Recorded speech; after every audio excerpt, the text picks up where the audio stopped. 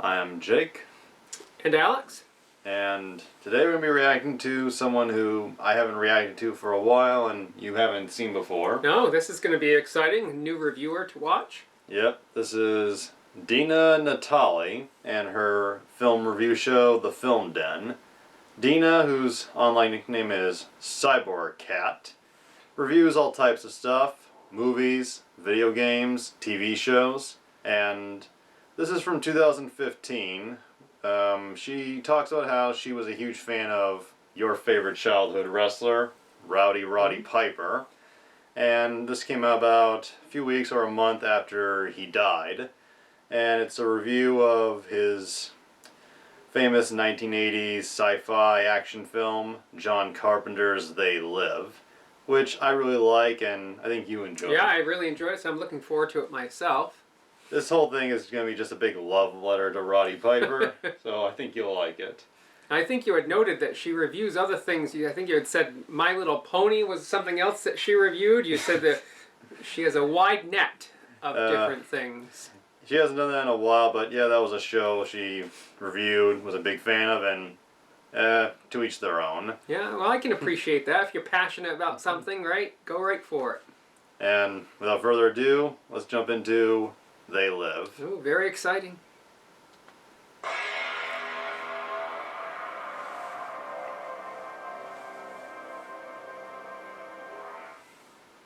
Hey, this is Dena. Welcome to the den.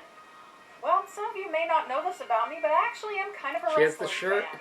Yep. Well, mainly I was when I was a kid in the 80s. Oh. Now I'm only a casual watcher. Hulk Hogan. These days I like Brock Lesnar, Seth Rollins, Stardust, and I love watching John Cena lose. But really, as I'm sure you've guessed by the title of this video, I'm here to talk about one wrestling legend in particular, Roddy Piper. They call me Hot Rod. Everybody knows it. I don't have to say what I am, because I've done it. He was a very dynamic figure, controversial, and, well, there's a reason he's referred to as one of the greatest heels in wrestling history. It's nice to be me, you know that. It's nice to be me. Get a little Ric Flair charisma to him. And be 250 pounds, 6'1.5", and tough as you can come, man. You know why I wear a kilt? Because I'm tough enough to, man. Besides that, I can't get in jeans. Cramps. He got away with a lot of stuff that would not be allowed these days. A lot of it, racist. The Pit. The only guy I know that wears more chains than his ancestors, man. But, I mean, he was a heel. They aren't meant to be role models. He was all about fighting dirty, and no one could trash talk like Hot Rod. I will try to bring them down a little so you can understand. I understand big body, little tiny weeny brain. He did a gradual face turn, became an anti-hero of sorts. He can't scare me. And generally mellowed out as he got older. I have one hip and I hurt all the time. But as long as these folks here say so, I will crawl down here on my hands and knees to give them one more memorable moment. But he was always a badass. At the time this video is being made, he's just recently passed away at the age of 61. Too soon. Which was a really hard thing for me to hear. I certainly enjoyed watching him when I was a kid, but I kind of rediscovered him somewhat recently, and I appreciate his antics a lot more now. There are a whole lot of little nuances to his wrestling persona that I appreciate more as an Well, the adult. Pit definitely added a lot. Piper, in case you didn't know, we're going to see how much Rod can they handle. Also, despite that persona, I've heard that he was a great guy in real life who adored his fans. So this one's for you, Hot Rod. So I am here to chew bubblegum and talk about They Live, and I'm all out of whatever. Now, wrestlers starring in movies is nothing new, but aside from The Rock having a successful transition from wrestler to actor, He's done pretty well. most of the time these movies are kind of a blatant vehicle. I like him. to I wrestlers like his who usually style. aren't that good. Yes. They Live is an exception. Well, though, Andre the probably Giant. because it was directed by John Carpenter. Yeah, who he also died directed really Halloween, young. Yeah. The Thing, and Stephen King's Christine. Great director. Yeah. The movie opens with a drifter named John Nada wandering the streets of Los Angeles looking for a job. They have taken the hearts and minds of our leaders. They have recruited the rich and the powerful. Notice the preacher. That's going to be important later. Why do we worship greed? He does get a job as a construction worker. Where was I? Yeah. There's no Beefcake. sleeping on this site, so you park your ass someplace else tonight. Need a place to stay? And makes a friend named Frank. Keith David. Chesterfield's over on 4th Street for the hot food and showers. I'm going that way if you want me to show you. Who leads into a soup kitchen. So things are looking up. Actually, Roddy Piper was a drifter himself. Yeah, I was just gonna say, I think it's perfect characterization. So his character is somewhat based off of him. The golden rule. He who has the gold makes the rule. Frank is kind of bitter with how badly life has been treating him and people like him. But John has a positive outlook and thinks that his break will come if he just works hard enough. I believe in America. I follow the rules. Everybody's got their own hard times these days. Later that night, people are watching TV and a hacker breaks through with a similar message as the street preacher from earlier. Pay special attention to this guy. We are focused only on our own game. They're pouring the water onto the sand like sponge. Blow it out your ass. And John discovers a nearby church where he sees that same preacher. The next day, after witnessing something between the preacher and another guy who seems a bit shady, he goes into the church and finds scientific equipment, lots of boxes, and the singing choir was actually a recording. Basically, the church is a front for something. Meanwhile, there's a meeting of some kind going on in the main church. Time to forget about breaking in on top of their signal. They're only going to jam us out again and again. He spies on them a bit and discovers them loading boxes into a vehicle. Hey, leave it alone, man. It ain't none of my business. Ain't none of yours. I'm walking a white line all the time. I don't bother nobody. Nobody bothers me. You better start doing the same. White lines in the middle of the road. It's the worst place to drive. Later that night, the police come and bulldoze the shantytown. And John witnesses them beating up the hacker and the blind priest, and he rescues a scared kid.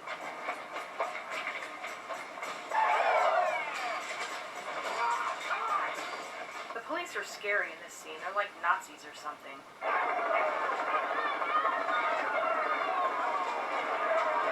The next day, the shantytown is leveled and mostly empty, and the church has been abandoned.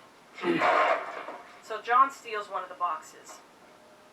He takes it to an alley and tears it open to see that it's full of cheap-looking sunglasses. I like how he's like, what? And he digs through, figuring there must be something important hidden at the bottom. He hides the box in the trash, but keeps a pair for himself. Weird place to put it. Yeah. And Puts them on. Suddenly he's seeing everything in black and white. And suddenly the messages on billboards are a lot more direct. And they are everywhere. An ad for the Caribbean showing a woman in a bikini is really saying marry and reproduce. A clothing store means no independent thought. And a sign declaring closeout sale is just consume. It's interesting to notice how colorful and attention-grabbing magazine covers are. We're so used to it we don't even really notice anymore. And it's not just stuff like magazine ads that look different with the glasses on. Some of the people also look What's your problem? different. I said, what's your problem? Terrifying, in fact. This shot is freaky. Stop looking at me! But not everyone looks that way. I like one's this. my favorite. Yeah. Okay, we get it, John Carpenter. Consumerism is evil. Consume. And now I'm wondering what a condom wrapper would look like. So now we see what that group of people in the church were fighting against. Apparently there are invaders of some kind who walk among us in disguise and generally brainwash us through media and advertising. It is pretty creepy. Yeah. It's a new morning in America. Some of them are even politicians. Yeah. Down to our ability to accept. That makes sense. There are no limits. It figures it would be something like this. And in case you forgot, it was Roddy Piper playing this character. Excuse me. Just survive. You know, you look like the head fellow in the cheese dip back in 1957. You're okay. This one, real fucking ugly. Oh, you see, I took these glasses off. She looks like a regular person, doesn't she, huh? Put them back on. Formaldehyde face. That's what we got. Get out of there. Call the cops. Call the cops. I've got one that can see. Yeah, it was probably not a good idea to out yourself like that. They're coming to get you, Barbara. I don't like this one. Yeah, not the brightest Not decision. one bit. Hot rod, hot head. Police are in on it, which explains the raid on the shanty town earlier. Where'd you get those glasses? Truth seller. Oh, bad. Ugh. Now, let's go someplace quiet so we can talk this over. He just clotheslined that cop. So you bastards die just like we do. No.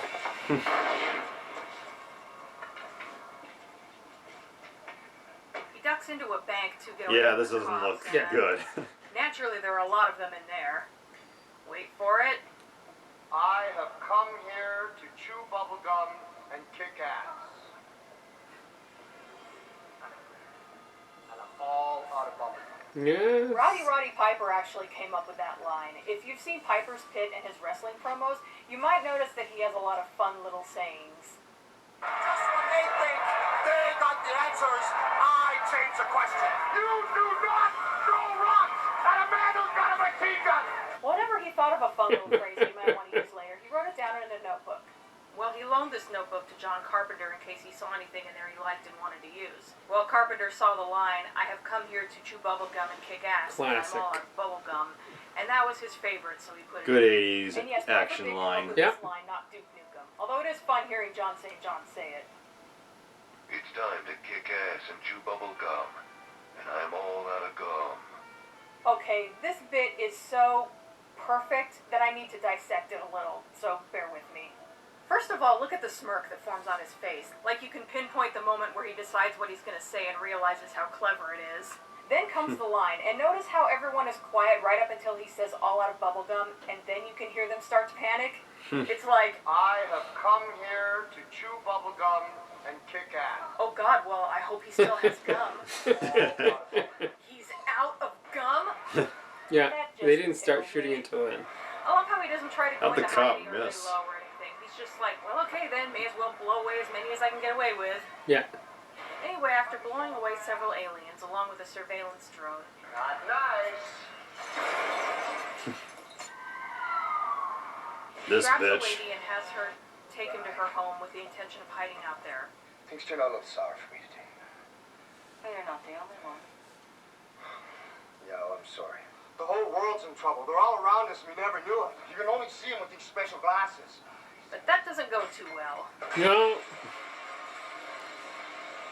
This is where you gotta suspend a little disbelief Yeah. that he survived that. It's a little much. Aw, it sucks to be John. I am well past the halfway point, so I'm ending part 1 here. If you haven't seen They Live before, I highly recommend watching the whole thing before I get to part 2. If nothing else, you've got the best fight scene ever to look forward Yes. to. See you then. She gives credit to her top Patreons. So how come she splits it up in half, though? Is it just to... Oh. She does it to cover everything, I believe. Okay. She has done videos where she reviewed the whole movie in one go, but Okay. she said, like specifically with the Evil Dead trilogy, but she said she was never really satisfied with those videos. She didn't like how they came out. Okay. So she just wants the shorter kind of format, maybe? Well, some of her two-parters go 20 minutes per part. Okay. But with They Live, I think she was very good. She found it easy to summarize her thoughts. Yeah, she is very concise. I like that. I like how easygoing she is. Yep. She's very likable, and I like how she'll occasionally crack and laugh, or she'll talk about, oh, I really like this part. Yeah. It's just She's genuine. Genuine. Yeah. very genuine, very cute, and you can tell she really loves what she's talking about, like with the remembering Roddy Piper in the old days. And even how she broke down scenes like that. You know, the intricacies of different scenes. Yeah, like the scene in the bank, and really looking at certain aspects of the characters. And I liked how she covers when he realizes the aliens are among us. Mm-hmm. That's one of the obvious standout parts of They Live. Yeah. And yes, maybe the commentary can get a little preachy at times, but I With all love. the signs and But I love the part where he looks at the money and it says, "This is your god." yeah. That was a clever moment. Yeah, for me it was the politician on TV there. That was the not so subtle message. Roddy Piper, John Carpenter said he casted him in They Live after watching him in WrestleMania 3, I think. Yeah, it's perfect. Just felt he'd be a good personality to cast in his movie. Mm-hmm. And last thing I'll say before we get to part 2, Roddy Piper said in a Q&A that he didn't really know who John Carpenter was or didn't know much about his films. Yeah, I guessed, yeah. And they became friends, but he felt like he wasn't the most respectful when they first met. Mm-hmm. And according to Roddy, when he started working on They Live, most of the cast and crew was not that nice or didn't really like him. Huh. As he put it, they thought he was a dumb jock who got a movie just because he was big in wrestling. They felt like he didn't earn his own movie. Mm-hmm. But he said... I think you proved him wrong eventually. Yeah, it was perfect. Yes, because even though it is, it's hard an action flick, Mm-hmm. he really showed some good acting chops here. And he said Keith David, who's a trained actor, Mm-hmm. as Frank and Meg Foster, the lady you saw there, they really, they were the most supportive and really helped carry him along.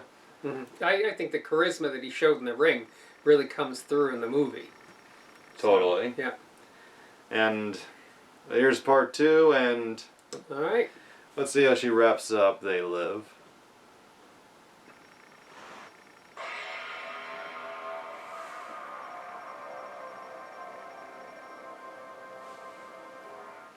How many people did you kill? 9 people.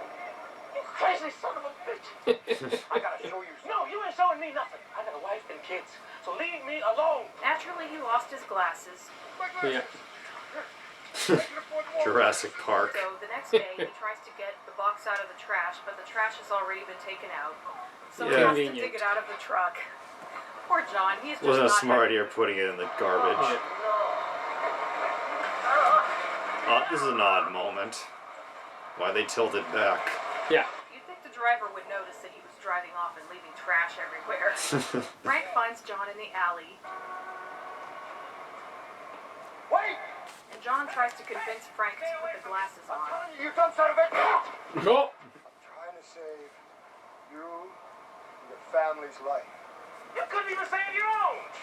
And so begins the greatest fight ever. Seriously, Love it's it. amazing. Put on the glasses. Yeah. It's so brutal. Roddy Piper was a boxer at one point, and it shows. It's so stupid. You think Frank would be just a little curious about why John wants him to put the Yes, glasses on? but- Or that maybe John might try to make some attempt to explain himself? But no, there's no dialogue here other than put They the just glasses want to kill on, each other. Put them on. and then the fists just start flying again. No! Anytime this fight seems like it's cooling down and is about to end, it starts right back Yeah. up again. He resorts to wrestling moves, Yeah. Classic. Oh.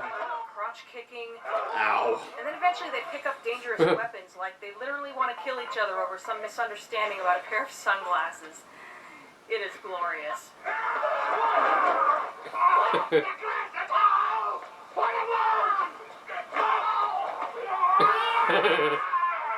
Keith Strong.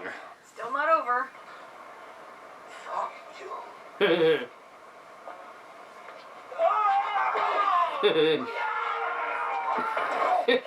So after suplexing him, he finally gets the damn glasses on Frank. Look! Look at him! They're everywhere! Brother, life's a bitch. She's back in heat. So now John's got an ally, He's the bodyguard! even if they both look like they've been through hell. I want a room. Don't wear them glasses too long. It starts to feel like a knife turning in your skull. We can't be the only ones who can see. Frank makes a good point. We gotta find the people who made these. Yeah. Many of them are still alive. Start tearing it. John talks about how he ran away from home when he was 13. That's another part that's based off of Roddy. Mm. I hope the rest isn't true, though, because yikes. But he cut me once. Big old razor blade. There won't be hell to pay. 'cause I ain't Daddy's little boy no more. The next day, it turns out that some of the people who made the glasses are still alive. Frank, the world needs a wake-up call. We're gonna phone it in. There is a meeting that night which they go to and exchange their glasses for contacts. Not as cool looking. No. Got the first shipment today. There's less interference. It turns out that the enemy is aliens. The Resistance doesn't yet know what they want from us, but they have some theories. They're free enterprisers. The Earth is just another developing planet. They're third world. We could be pets, we could be food, but all we really are is livestock. Also, while most people are being fooled by the aliens, a few have knowingly sold out to them for their own personal gain. And suddenly this reminds me of V. By the way, I need to cover that. I love the hell out of the original miniseries. Yes, I do too. Anyway, they have been broadcasting information straight into our brains, and the plan is to find out where it's coming from and shut it off, so everyone will see the invaders for what they really are. Maybe coming from one place. KRDA is clear. The transmission's going out clean. Mm-mm. The signal's coming from somewhere else. He runs into Holly, the lady who kicked him out of her house earlier. I didn't know. I'm so sorry. But their meeting is Two-Face. interrupted by the cops, and all hell breaks loose. The scary Nazi police are back, and they take out most of the resistance. But of course, John and Frank manage to get away. Frank. What? Frank. What? Frank. What? Get set to Oh, switch. shit! Frank ended up with one of the aliens' watches, and he accidentally opens a portal where they escape into an underground passageway. At one point, they have to hide from a couple of guards who are talking into a PKE meter. Ghostbusters. I'm not being cute. That actually is the PKE meter from Ghostbusters. They eventually stumble onto Fucking a celebration. weird. Not only America, but the entire planet will be under the protection and the dominion of this power alliance. And it's confirmed that they have human collaborators. Because one of them is this guy. How you doing, The boys? bum. Been recruited. Welcome aboard. Remember him? Blow it out your ass. Now, you think that's something? Take a look at this. He shows them around, and sure enough, the invaders are literal aliens. Space travel abilities and everything. Well, boys, as far as we go. And oh look, here's where the broadcasting happens. Never seen the inside of a TV studio before. You look like the gentleman to ask. Think we can go inside? Be serious. You have your authorization cards. Right here. Yep. Where's that signal? It's up on the roof, I think. The guy makes his case, which is pretty much that the aliens are already in control, and it's in everyone's best interest to not fight it and just go along with it. Now they're gonna let us have it good if we just help them. You can have a little taste of that good life too. Now I know you want it. Hell, everybody does. I just realized that the twist for this movie should have been that Ted DiBiase was behind all of this. Money isn't everything. It's the only thing. And everyone. That would have been over the everyone top, has a though. price For the $1 million man. Anyway, See you, boys. But he kind of looks like Well, I him. hate to interrupt you folks, but A little can bit. someone please tell me how to get to the room? How do I get to the room? gotta love how polite he is. Thank you very much. John and Frank make their way to the roof. On the way there, they find Holly and take her along. Let's go. And But it turns out she's a collaborator. John finds the satellite and is just about to blow it up when... Frank! You and Holly clear? I'm clear. Are you? Don't interfere. You can't win.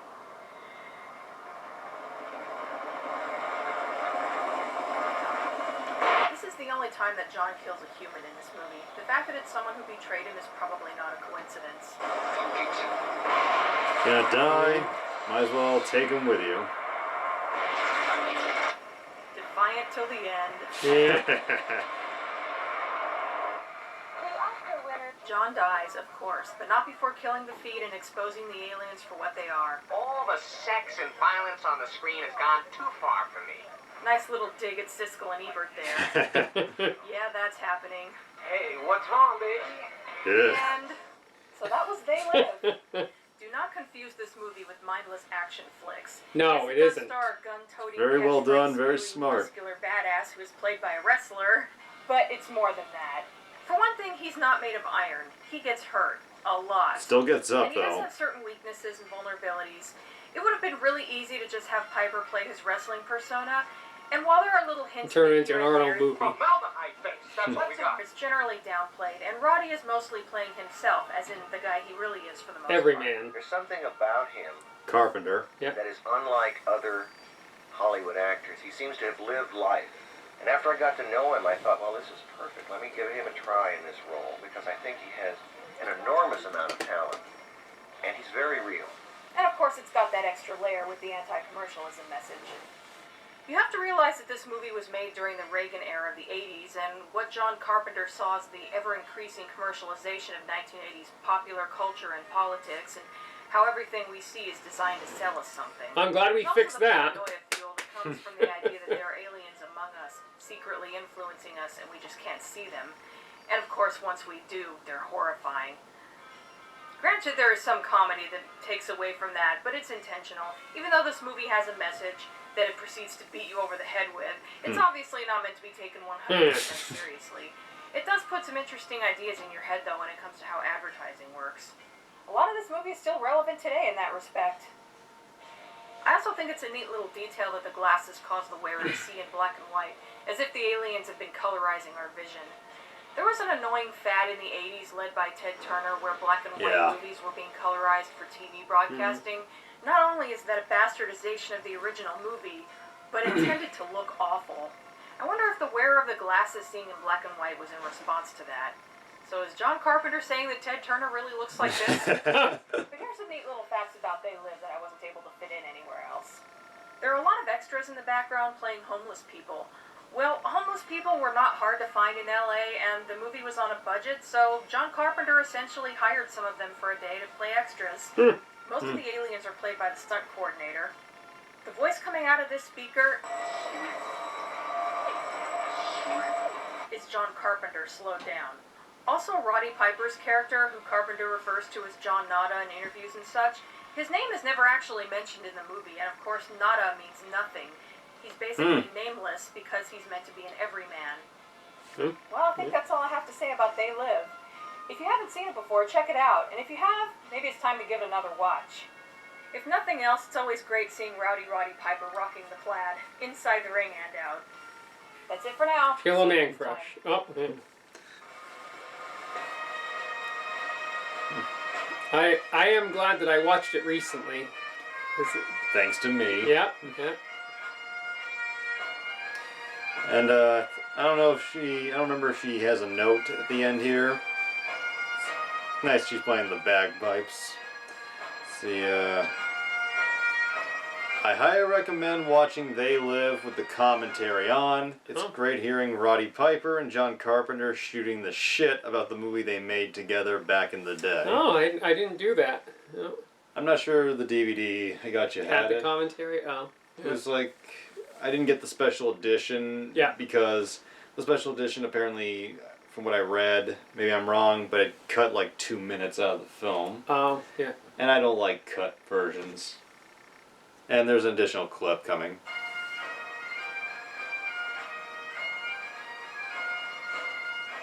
He's seen the glory, he's told the story of battles glorious and deeds victorious, but he will cease now, he is at peace now, far from these green hills of Tyrol. Giving a shout out to the supporters.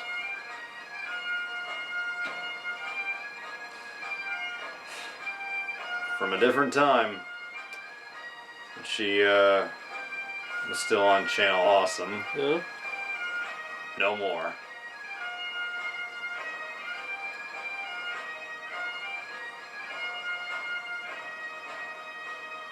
Leaves her husband.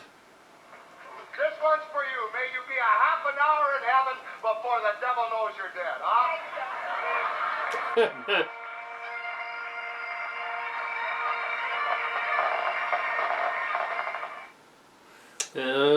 Classic.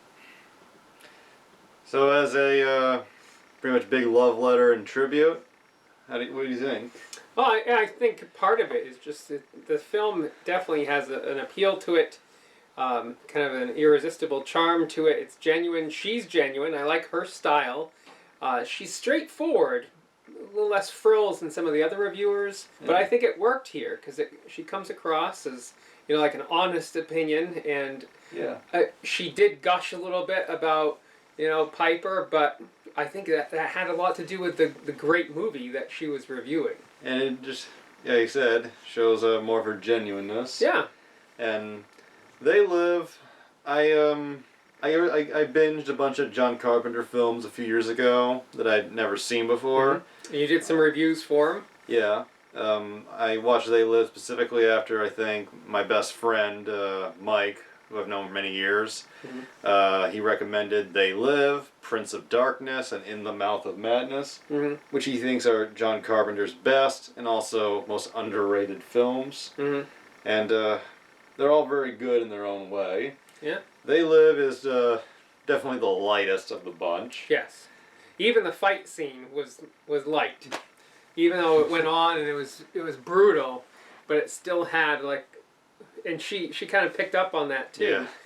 That comic appeal, like you think it's done, but then it keeps on going. And yeah, the smashing of the bottle, like ow, and then he just laughs at him. Yeah. According to what I read, the original fight was just meant to be like a 30-second scrap. But Roddy Piper and Keith David came up with ideas, and I think they kind of made up as they went along with John Carpenter. And we got, according to Roddy Piper, was at the time the longest fight scene in movie history. Yeah. And it's a great fight scene. It is. But it's over the dumbest reason. Wear the glasses. Yeah. Put the fucking glasses on. And extremely well directed, well written film. I definitely recommend the movie to anybody. Absolutely. And one you may never end up picking up on your own, but it's definitely worth watching. Yeah. And hey, it's got Roddy Piper shooting aliens. Yeah, and the aliens are genuinely creepy. Very good design. Kind of reminds me of the 1950s type aliens. Yep. Especially with the black and white. And that was something I really liked Dena's opinion on. The how when he sees the truth, it's black and white. But when he sees the world, it's phony. It's color, yeah. Yeah, and then comparing it to Ted Turner's colorization bullshit. That was a pretty interesting analogy. And I love the dig at Siskel and Ebert. Yeah. Who were pretty harsh critics of 80s horror films. And if you listen to Alien Siskel, he says, there is so much saturation or violence, what he says, in the films of John Carpenter and George Romero. No, I didn't pick up on that. So John Carpenter exists. Little dig, yeah. And yeah, just a lot of fun. I just love the reveal scenes at the end. Like once the... Hey baby, what's wrong? I like the whole compilation. That was a funny note to go out on. So even though some of this stuff is disturbing, you know, it still is, like you said, it's a light film. Yeah. Overall. Not one you'd show to kids, but... Maybe to older teenagers. Yeah. And what I really like about John Carpenter, is the last thing I want to mention, he can make characters that you like or you hate, and even if the main characters in his movies die at the end, you don't feel you don't feel like you ruined the film. Not a loss, right? Yeah. Yeah, I mean, while John Nada dies at the end, he goes out in glory. Yeah. Sticking it to the aliens. Dena, I've seen. I haven't seen everything she's done. Like I said, she does game reviews and My Little Pony. Yeah, but her film reviews I really like, and she continues to be pretty genuine, pretty honest, and has a fresh voice. And has her genuine moments of cracking up or getting nostalgic over something. Yep. She's very. She has a husband who also does videos. I don't think he does them as much as she does. I think he retired for a while, but they've been in the game for about 13 years now, I believe. Oh wow! And she's strictly focused on the material. You know, she's not trying to add anything else in. Sometimes they can get a little distracted by Yeah. what they're trying to do on the outside, and it gets away from the actual source. But Yeah.